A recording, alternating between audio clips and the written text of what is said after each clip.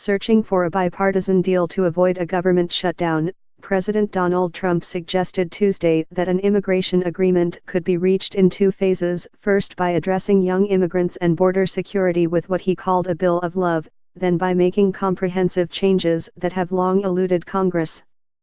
Trump presided over a lengthy meeting with Republican and Democratic lawmakers seeking a solution for hundreds of thousands of young people who were brought to the U.S.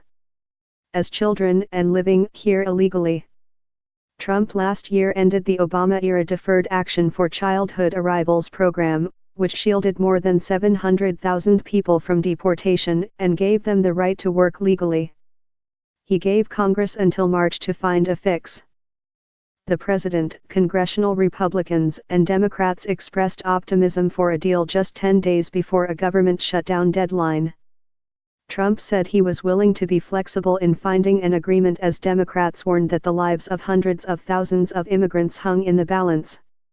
"I think my positions are going to be what the people in this room come up with," Trump said during a cabinet room meeting with a bipartisan group of nearly 24 lawmakers, adding, "I am very much reliant upon the people in this room."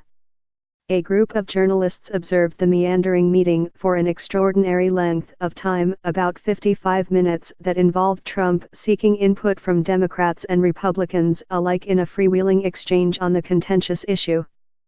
"My head is spinning from all the things that were said by the president and others in that room in the course of an hour and a half," said Sen.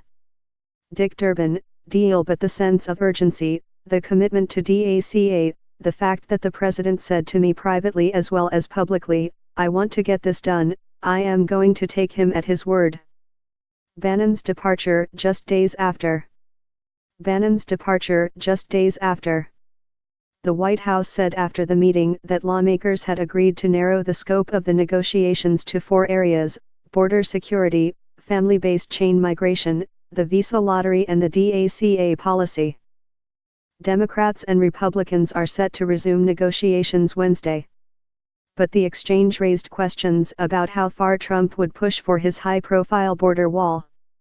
In describing the need for a wall, the president said it didn't need to be a 2,000-mile wall. "We don't need a wall where you have rivers and mountains and everything else protecting it. But we do need a wall for a fairly good portion." Trump has long made that case, saying even during his campaign that his border wall didn't need to be continuous, thanks to natural barriers in the landscape.